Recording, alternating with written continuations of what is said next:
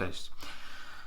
Opowiem Wam dzisiaj o tym, w jaki sposób poradziliśmy sobie z dosyć nietypowym zadaniem, całkiem sporej skali, przeprojektowania serca budynku. Dostaliśmy zaproszenie, żeby przeprowadzić analizę i stworzyć taką wstępną koncepcję tego, jak mogłoby się zmienić wnętrze budynku, w którym dzieje się bardzo dużo. Pracuje wiele firm kooperujących ze sobą, które poukrywane na różnych piętrach, w różnych częściach złożonego dosyć kompleksu, realizują wspólne projekty, ale tak naprawdę nie mają wspólnej przestrzeni. I paradoksem w tym projekcie było to, że posiadam wewnętrzne, olbrzymie, ale puste atrium. Zadanie, które przed nami postawiono, polegało na stworzeniu pomysłu na to, w jaki sposób ten budynek wewnętrznie ożywić, połączyć, scalić, zbudować pomosty pomiędzy tymi wszystkimi ludźmi i zespołami, które tam pracują. To bardzo ciekawe zadanie i pomyśleliśmy sobie, kiedy przeanalizowaliśmy to, co tam mamy w obecnej sytuacji, że ta przestrzeń jest kompletnie pozbawiona gradacji. Jest wielkim, pustym, kamiennym oczodołem, w którym nie dzieje się żadne życie. Pomimo tego, że wielki, przeszklony dach, przez który penetruje południowe słońce, większość elewacji wewnętrznych, są one wszystkie pozamykane, ponieważ to prześwietlenie jest zbyt duże, lśnienia są zbyt mocne, generuje się temperatura i przez to budynek nawet do wewnątrz wydaje się zamknięty. Krzyżują się tam drogi między recepcją, barem, restauracjami, między klatkami schodowymi, między windami. Pomimo to nikt się wewnątrz, na środku nie zatrzymuje. Chyba że jest to jakaś specjalna okazja, specjalny event. Według założonego scenariusza przychodzą ludzie, przeżywają tam wspólne radości, uniesienia czy sytuacje i to jest wszystko. Nikt tam nie siada, nikt tam nie pracuje, nikt tam nie działa, a mógłby.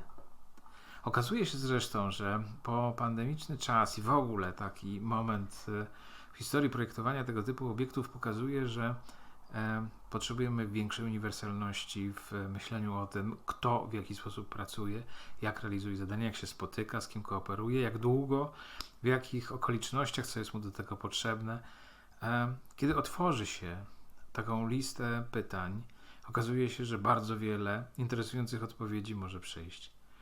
I nasze rozwiązanie, które zaproponowaliśmy i które wypełniło ten budynek życiem, zakładało kilka podstawowych rzeczy.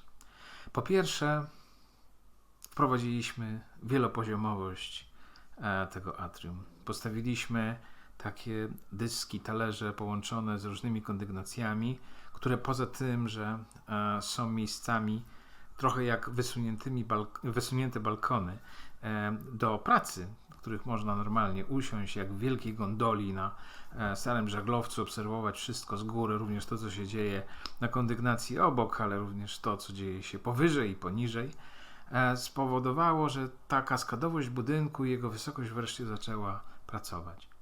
Drugą rzeczą, którą zrobiliśmy, to otworzyliśmy budynek do wewnątrz. Zlikwidowaliśmy większość przeszkleń, które dzieliły to, co dzieje się na piętrach, od tego wewnętrznego, atrialnego życia.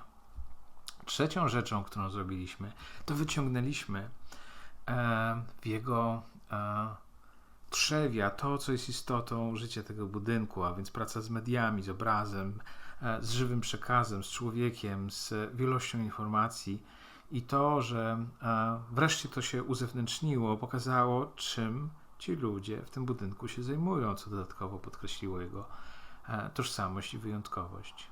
A kolejną rzeczą, taką wisienką na torcie, było to, że wprowadziliśmy olbrzymią ilość zieleni, kaskadowo, wylewającą się wręcz z poszczególnych kondygnacji, z tych gondoli stojących na środku, porastających tarasy pod skośnym szklanym dachem, który dodatkowo, żeby trochę złagodzić tą intensywność światła, przykryliśmy takimi płóciennymi żaglami, żeby to rozproszyć. Okna zafoliowaliśmy, żeby absorbowały mniej mniej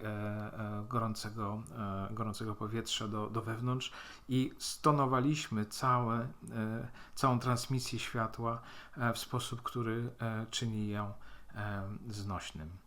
I to wszystko razem stworzyło taką unikalną, częściowo technologiczną, a częściowo dżunglową atmosferę, wokół której zbudowaliśmy miejsca do spotkań, do towarzyskich rozmów, do chwili samotności, ale też do wspólnej pracy. Takie miejsca, gniazda, przystanki po drodze krzyżujących się tam transmisji ludzi po to, żeby zwolnili, żeby na chwilę się tam zatrzymali, żeby skorzystali z tej wspólnej przestrzeni jako ich wspólnej przestrzeni do kooperacji, do relacji. Mam nadzieję, że nam się to udało, a jak wygląda ten projekt, to już możecie zobaczyć.